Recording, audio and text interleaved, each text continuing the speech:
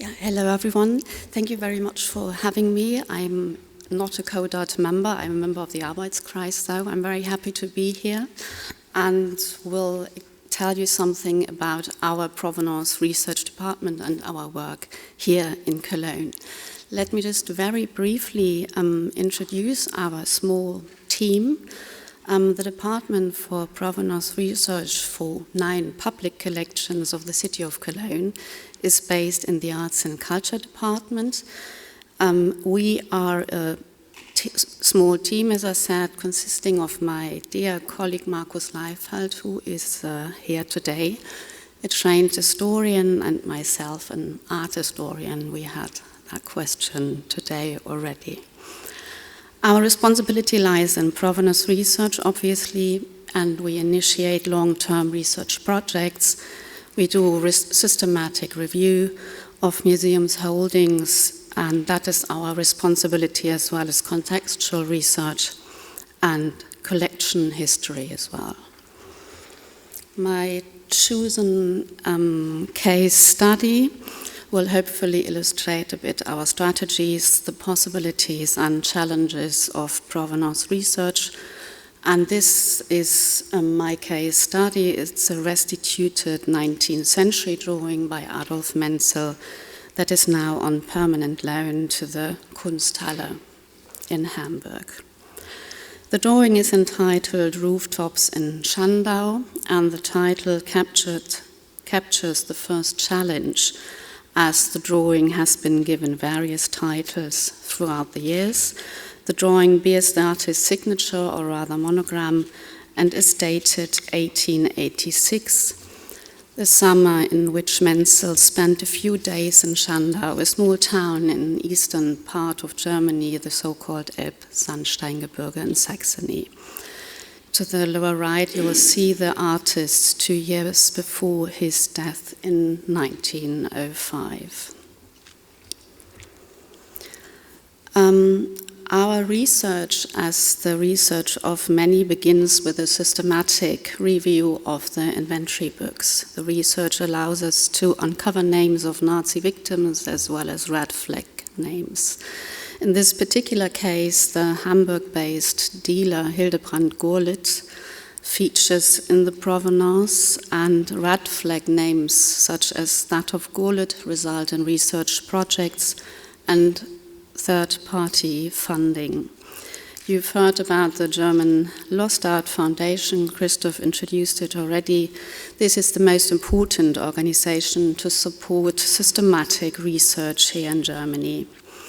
In our case, the foundation granted the examination of 2,000 works on paper from the museum's prints and drawings department.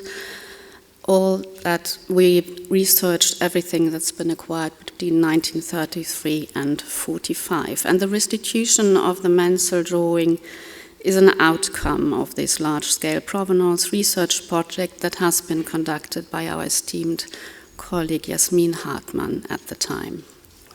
Our inventory book reveals that the Menzel was bought from the art dealer Gerstenberger in Chemnitz, and its feature in a Menzel exhibition in Berlin in 1905, shortly after the artist's death.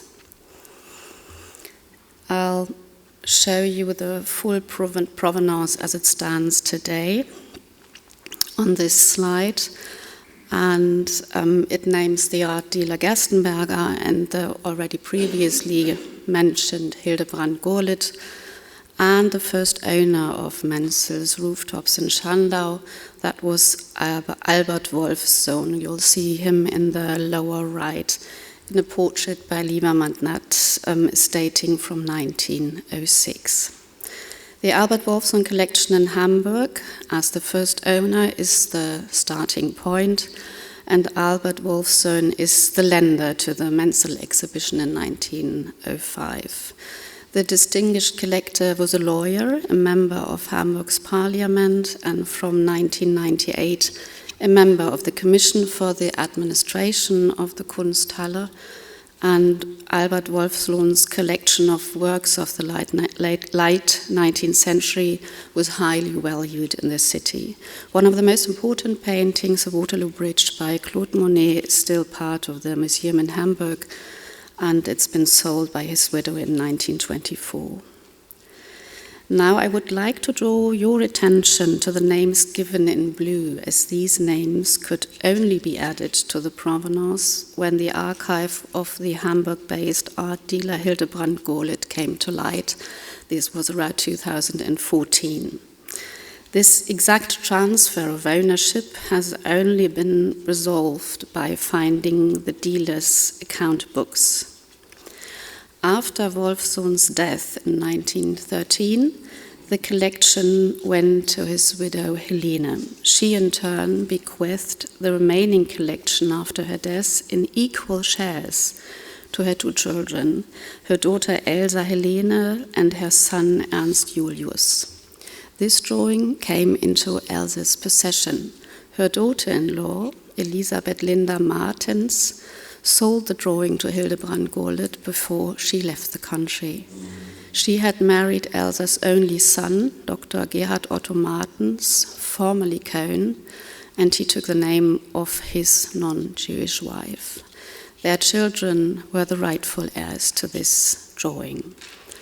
I'll show you the stock book and a portrait of the dealer Hildebrand Gohlet, and stock book and his archives are now in the Bundesarchiv in Koblenz.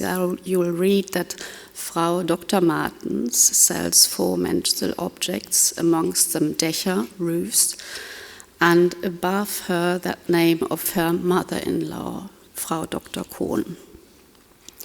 The Hildebrand Gohlet art proof, as it's called, and here in particular his sales records, revealed that parts of the former Albert Wolffsohn collection were sold to Hildebrand Gohlet.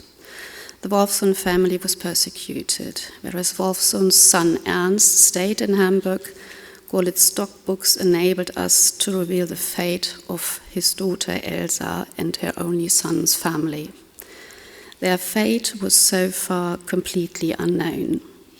Together with the family of her only son, Elsa, Helene fled to the US. We were able to get in touch with Elsa's grandchildren, allowing the restitution of the drawing to the rightful heirs.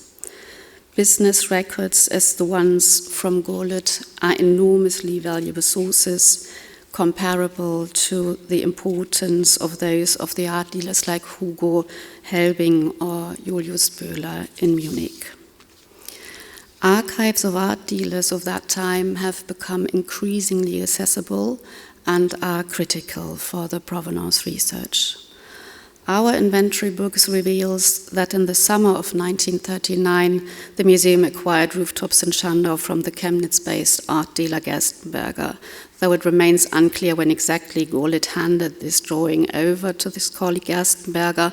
Notably, Hildebrand Gohlet kept a fairly detailed log of the mensal objects which were once in his possession, which is of immense value to our research.